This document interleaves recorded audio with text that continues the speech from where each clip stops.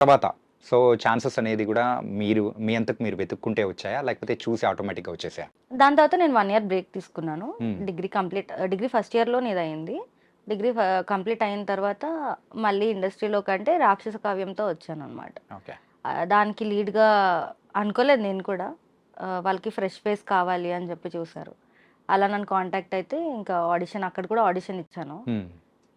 నాకు తెలిసి నేను 3 ఆడిషన్స్ ఇచ్చుంటాను అంతే. ఓకే. అది రాక్షస కావ్యంకొకటి, హ్మ్. విరాజీకొకటి, ఉమా మహేశ్వరకొకటి హ్మ్. అంతే. మిగతా దేనికి ఇవ్వలేదు. హ్మ్. ఆడిషన్స్ అనేది నాకు నచ్చదు బేసిక్‌గా. సో, నేనెప్పుడు ఇవ్వలేదు. సో, అలా అయితే మీ సినీ ప్రస్థానం అనేది ముందుకెళ్తూ ఉంది. సో, ఫ్యూచర్ ప్రాజెక్ట్స్ ఏంటి? ప్రస్తుతానికి ఏం చేస్తున్నావు 'విరాజీ' తర్వాత? విరాజీ తర్వాత అంటే ఒక కన్నడ ఫిల్మ్ చేస్తున్నాను. As a heroine? లీడ్‌గానే. ఓకే. లీడ్ అండ్ 'అంతఃకరణ' అని ఒక ప్రాజెక్ట్ చేస్తున్నాను. సో, ఇంకా కొన్ని ప్రాజెక్ట్స్ ఉన్నాయి. 'గేమ్ చేంజర్' అయితే చేశాను ఆల్రెడీ. అది రిలీజ్‌కుంది. మన శంకర్ గారు శంకర్ అండ్ గారితో. రామ్ చరణ్ గారు. యాహ్! వావ్! అందులో ఇంతకు ఏ క్యారెక్టర్ ఏంటి? కాస్త ఏమన్నా డీ సర్ప్రైజెస్ గ్లామ్ గాని రోలే. ఆ! అంతకు మించి చెప్పలేను. But de glam role. పర్లేదు. ఏదైనా కొంచెం లీడ్ ఇచ్చినా మేము తీసేసుకుంటాం అన్నమాట. అందుకే చెప్పాను కదా! డీ గ్లామ్ రోల్ అని. De glam de role. Glam role. Okay. మొత్తానికి హ్యాపీగా చూపిస్తారా? లేకపోతే సాడ్‌గా ఏమన్నా? 2 ఉంటాయి. హ్మ్. 2 ఉంటాయి. బట్ మంచి క్యారెక్టర్. హ్మ్. మంచి పెర్ఫార్మెన్స్ ఉన్న క్యారెక్టర్. స్కోప్ అయితే చాలా ఉన్నింది నాకు.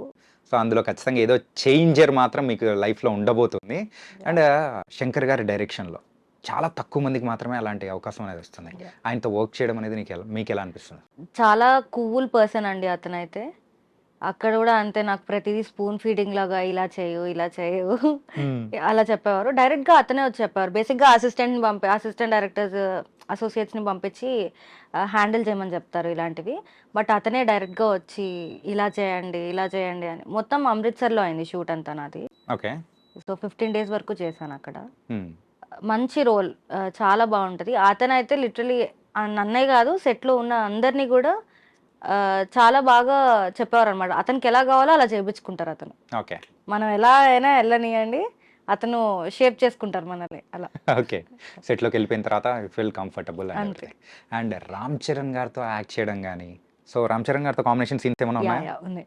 So how do you felt? ఆహ్, మెగా పవర్ స్టార్‌తో స్క్రీన్ షేర్ చేసుకోవడం it was not an small thing. Yes. So how do you felt?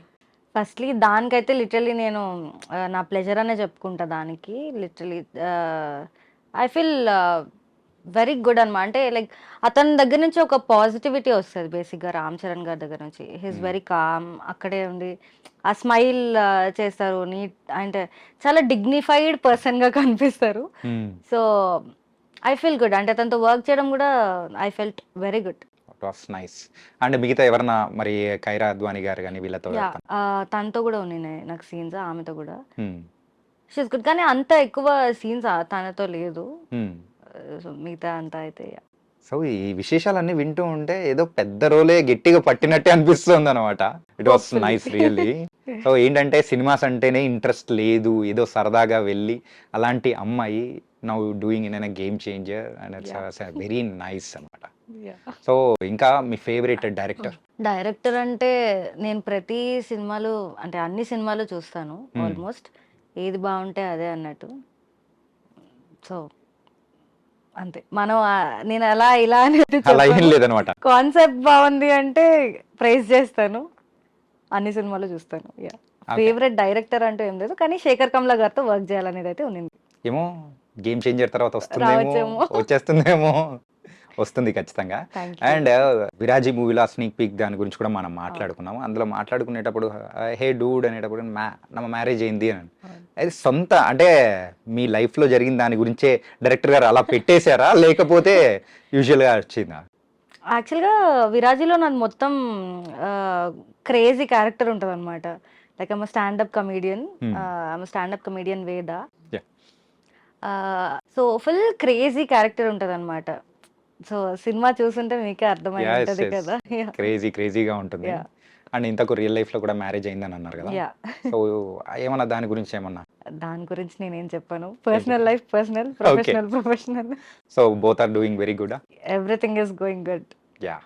And so ఇండస్ట్రీలోకి వచ్చి it's been some years 5, 6 years. Yeah! And కానీ ఇన్ని సంవత్సరాలు అయినా కానీ మీకు ఎక్కడైనా కానీ ఇబ్బంది పడిన సిచ్యువేషన్ కానీ ఎక్కడైనా వచ్చి అనిపించిందా? ఇబ్బంది పడ్డం అంటే ఉన్నాయి సిచ్యువేషన్స్. Hmm.